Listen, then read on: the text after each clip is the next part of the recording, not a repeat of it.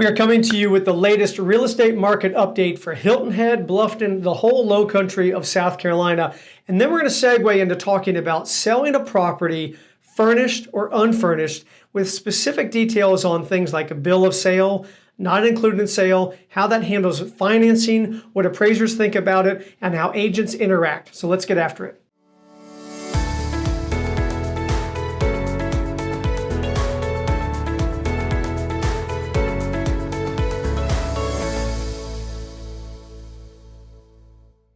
All right, Chris, so here we are. We're mid-May in 2024, and it's been a really busy spring season so far. Though, you know, it's one of the things that seems interesting to me is that we're sort of returning back to times of distraction. What's the big thing that's been happening right here in the middle of May that everybody's focused on? Graduations. Travel with graduations, parties with graduations, kids moving back home and all that kind of stuff, transition for people into their careers and all that kind of stuff. It makes everybody that's in that realm, that feels that realm. And by the way, that's a lot of people, not just the kids, not just the folks at the school, not just the parents, grandparents, relatives, all that kind of stuff. So we are starting feeling a little bit of the return of that. This is a little bit of a time of distraction, but the data looks really good, at least coming through April, right? So take a look at this. Number of new listings that have come on the market up pretty substantially. 21%? More, yeah, yep. 21%. More sellers coming to market this year to date, than they did last year. Pending sales are tracking a little bit less than that. They're only up about 5%. And then the net result is closed sales about 15% up from last year, right? And so the implication to that is that it's still a pretty strong market. We still basically are seeing average sales price to list price ratio amazingly hovering at that 98%. Now, again, keeping in mind, it got well over 100% during the pandemic market. And in a slow market, it could get in the low 90s. It's hanging out right at 98%. Days on market, sneaking up a little bit, about a third up from where it was this time last year. What's the story with that? What's your take on days on market, why properties are sitting a little bit longer? Sure, well, we've spoken about that before, but just because days on market goes up, that's not necessarily a bad thing. Right. Sometimes inventory that has sat on the market for an extended period of time is getting absorbed. As soon as that piece of inventory gets absorbed, days on market goes up. So the days on market stat is only talking about sold transactions. Right. So there are still days on market on current listings that we're not getting into right now, but days on market on sold transactions going up a little bit. That's not a bad thing. Right, and that's because, put your statistician hat on, right? You get one transaction where it was 1 day on market, another one that comes on that was 365 days on market. Average them out, you get a bigger number, right? So a couple of those outliers maybe, but some of that's coming more into the mix.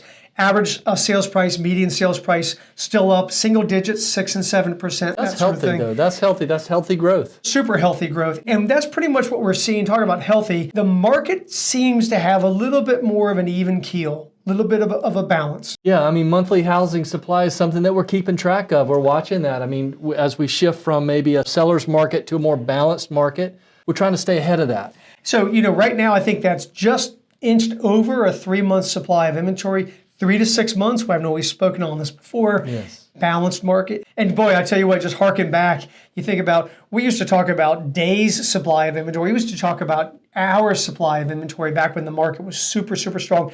Nice to kind of be back in a balanced market. It is, and you've talked about this before, but the pixelization of a market. So not every market is balanced right now. There are still some real strong seller markets. There are still some buyer markets right now 100%. That we're starting to see. Yeah, and that's all about sort of that local micro study of a marketplace when somebody's coming to market or someone's thinking about buying in that. So let's talk now about, so we're mid-May now. So basically, what are we right about to come into? We're into main rental season, right? And that begs a question that a lot of people ask us, which is, all right, we've talked a lot about how do you sell property during the rental seasons. We've covered that. We can always go back to that. But the real interesting aspect of that is, what do you do with the furniture? Like, does the furniture sell? Does it have value? Does it make the price go higher? What happens if a seller doesn't want to sell everything? what does this concept of selling a property furnished look like? So let's kind of take a look at that at the most typical. Okay. Walk through. It's a rental home. When I say rental home, it's on the vacation rental market. People are coming and going week in and week out. They're expecting the sofa to be there. They're expecting the forks to be there. What does that transaction look like typically for contents and furniture? A rental home contents, basically, Chip, it's everything that's not specifically set aside and excluded, but especially if you're actively on the rental market, that's sheets, kitchenware, it's your TVs, it's decorations, it's basically everything that they see. They want to keep that rental flow going. Right. It's really important. You think about folks that they sign up to rent a house months in advance. Well, what do? They're looking online and they're looking at the furniture, they're looking at the finishes, and just because something sells, the new buyer is obligated under law to maintain a certain date of rentals. Sure. 90 days, actually. Right. So they can't go in there and just change everything. Right. And the seller can't just take everything with them. Correct. So in that situation, pretty much everything needs to convey. All needs to convey. So there's kind of two aspects on that mechanically that we deal with. One is you mentioned, unless something is set aside. So it's a rental property and they've got the proverbial owner's closet. Or maybe they love the art that they've got on the wall. So how does that work? What does a seller do to declare that everything's included except those couple of items? Yes, it's all written out. Okay, everything written out. So you have included in sale, so you can write out the items that definitely are going to be conveyed with the property. Sure. You can also not included in sale. What are the things that the owner takes out? A lot of times we recommend that if someone comes on the market, they go ahead and identify those things, maybe go ahead and remove them or replace them pre-photos. Putting them in an owner's closet is a great thing, but just spelling all that out up front is really important. 100%. And like the included in sale, looking at different scenarios could be maybe somebody's primary residence, which is not being sold furnished at all, advertised furnished at all, but they're not moving to a house that now has a pool. And so they want to make sure that all the pool furniture is included. So sometimes they don't want to move it, right? They don't want to move it. They want the barbecue to be included, all that kind of stuff. There may be a certain yard art or whatever that's included. So we kind of mechanically go through that as well. Not included in sale gets detailed up front, and sometimes included in sale detailed up front. The other thing that mechanically happens is, well, how do you value furniture? And what happens if you've got a lender involved? Because I know lenders, they're not making loans on furniture. They're making loans on real estate. So what's the mechanical component there to kind of make sure that both the real estate and the contents sell, but satisfy a lender? Well, I think one of the things, usually furniture in a rental house, the highest and best use of that furniture is going to be for the new buyer. Sure. And so the value of that for that particular buyer is going to be more so than out on the secondary market. Right. The secondary market, there's a lot of things that are very valuable that it doesn't draw much on the secondary market. So it's really important to talk about that up front.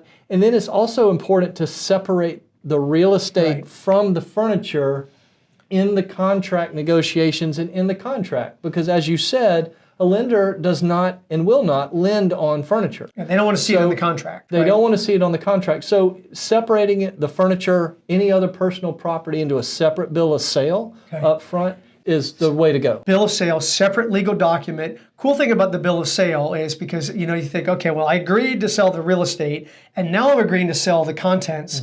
But if for some reason the real estate transaction doesn't close, I don't want to sell my contents, right? That would be nightmarish. They need to be tied together. They need to be tied together and the language all is set there. So that all kind of works nicely. And sometimes a bill of sale is it for $0. I mean, that's something that's kind of odd to wrap your head around. But if predominantly you're talking about an investment villa where everything is sold furnished, everything's really priced furnished as well. Sure. But separating it, and basically it's just said, hey, furniture is being conveyed as a convenience to both the buyer and the seller. The seller's not going to have to move it, replace it. The buyer's not going to have to replace it, that sort of thing. So let's go kind of further down the spectrum. Talk about convenience. You've got that primary residence, maybe somebody that's downsizing, maybe somebody that's doing a big life chapter change. They're like, it's my primary residence and I'm in an area that typically doesn't sell furnished. Yes. Okay. It's not a rental property. It's not a rental location, etc. We get that. It's the other end of it. You get sellers sometimes for saying, listen, I'm not sure I need the dining room set. I don't know that, like I mentioned, I'm not sure I need I don't want to have to move that, etc.